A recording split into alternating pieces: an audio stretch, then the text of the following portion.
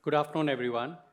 I'm happy to be here and share my journey. I've all my adult life worked on environmental issues and the whole idea of sustainable cities, which are healthy for the people who live in them and also reduce the impact on the planet.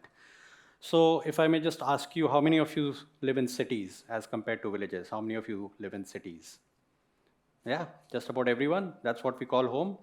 And this is what our cities look like. I mean, this is a evening view somewhere in Mumbai. But you can, I don't know if somebody from artificial intelligence can help me count the number of lights over there, but there are thousands and thousands of lights, and those lights are individual homes or offices. So, but cumulatively, all those lights together, everything in that image is also our home. Individual light is our home, but the whole image, the whole picture is also our home. And how we design and run our cities is really extremely critical to our own health and the health of the planet. This is a regular sight of our cities. I mean, people moving around, people living, people working, recreational areas. And there is a whole saying in software industry called garbage in, garbage out, which means that if you do not design your software program properly, then the output will not be optimal. And that's the same thing with our cities. How we design them for mobility, for living, for recreation is going to is going to enormously impact the quality of life for all of us. Occasionally, we might go for a vacation to Europe or somewhere else, but for the most of our time, we are going to be staying in cities, and it's important that we pay close attention to them. And more so in India, because we are rapidly urbanizing. We are now the most populous nation on the planet. We've just beaten China last year. And in another 30 to 40 years, 70 to 75 crore people will be staying in Indian cities. I mean, those numbers are very stark. And already when we see our cities, we know what all we are experiencing. We are experiencing air pollution, we are experiencing noise pollution, we are experiencing stress, and we need to pay real close attention to all of these things. Now, cities have an impact within the city, but there is an invisible impact which is not visible. Right now, when we are conducting our program in this beautiful auditorium and the school campus, there are plants out there which are giving out these smokestacks, which are giving out these thick fumes because coal is being burnt to provide energy, the electricity, which is enabling this program. So cities create huge amount of greenhouse gas emissions, which we know is causing climate change. Cities are also causing landscape destruction because every single construction material which we are using is coming from landscapes 100, 200, 500 kilometers away from the city.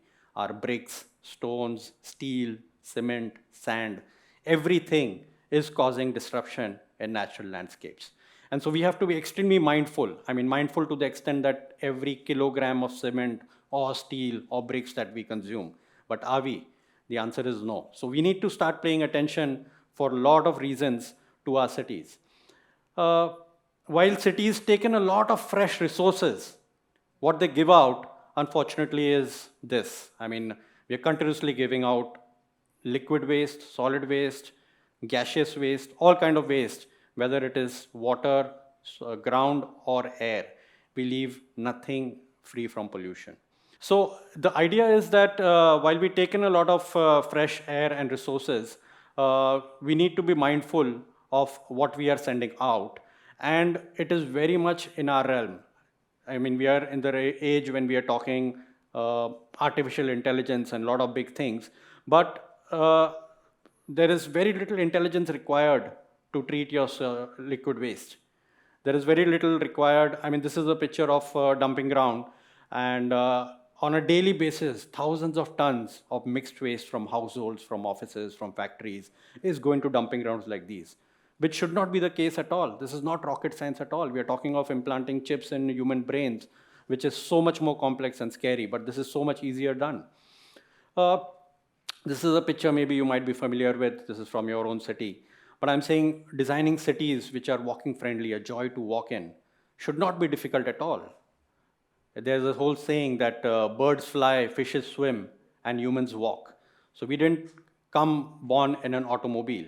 We were born from the first mobility was on our legs, on our knees. And we need to design cities which are walking friendly. So this is just a video which I'm sharing from Netherlands. Over the past 7 decades, the European cities and countries have gone through a big learning curve. These same streets which you see in the video over here were clogged with cars at one point of time. Single parking, double parking, triple parking, people honking, continuously emissions happening. And this is a still from Netherlands. But over a period of past 3 decades, they have completely transformed how their cities are and gone back maybe to how we used to live before the automobile. And cities are quieter as a result. Their air is much cleaner. People are healthier because you're doing what is called as active transport rather than sitting in a car, in an air-conditioned car and continuously being transported and then going to the gym to burn calories or doing yoga. You're actually walking, cycling, and burning calories while you are also commuting. And it's so much more healthier for the planet and for you. Now, these are not the kind of distinctions which we want for our country. If you look closely, I mean, all over India, you will see the unhealthy, very unhealthy, and hazardous along China and India.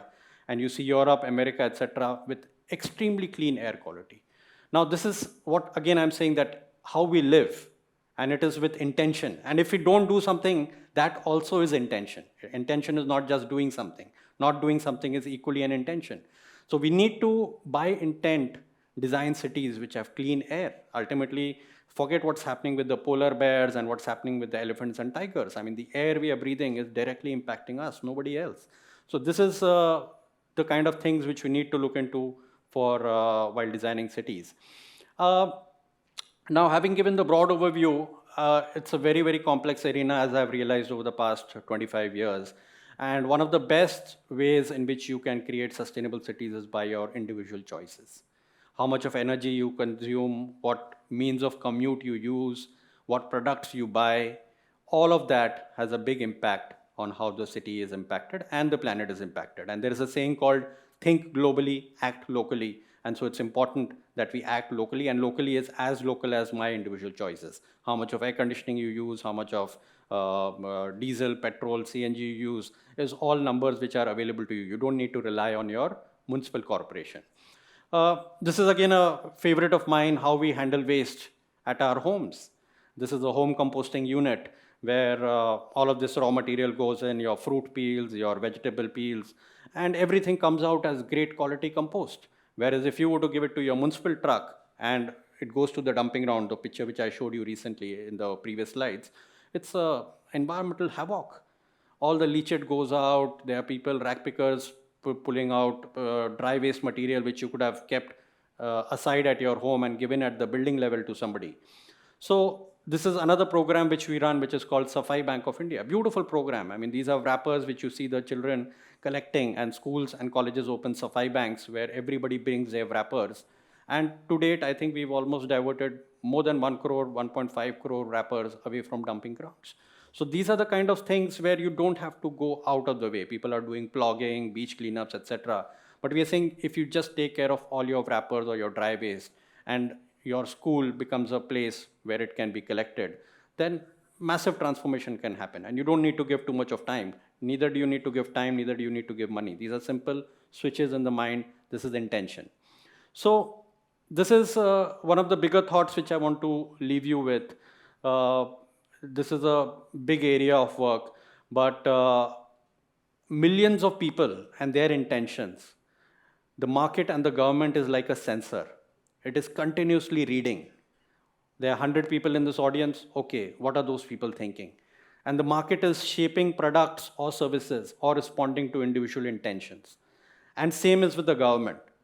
If people are intentional about having sustainable cities which reduce the impact on the planet and are healthy for the residents, then the governments will be forced to act and develop such policies and budgets which create sustainable cities. Whereas on the other hand, if all that people are excited with is the latest highway or the flyover or the latest model of the car, and everybody is aspirationally only looking at rides and speeds at 80 kmph and going from one city to another, then that's what the government or the market is going to cater for. So individual lifestyles and choices have a big impact and they shape our collective destiny. And that's the thought which I would like to leave you with, that cities really hold the key to all our climate action, to our sustainable development goals, to our individual health goals. So India is going to be the most urbanized country in another 2 to 3 decades. If we don't design our cities and manage our cities properly, we are only going to create problems ahead. But if we design them properly, which I am hopeful, and that's my hope with this lecture, that this will inspire you as well, then I'm sure we can come to a golden age of Indian cities, and which is where the people, planet, profit, everything can go together. Thank you very much.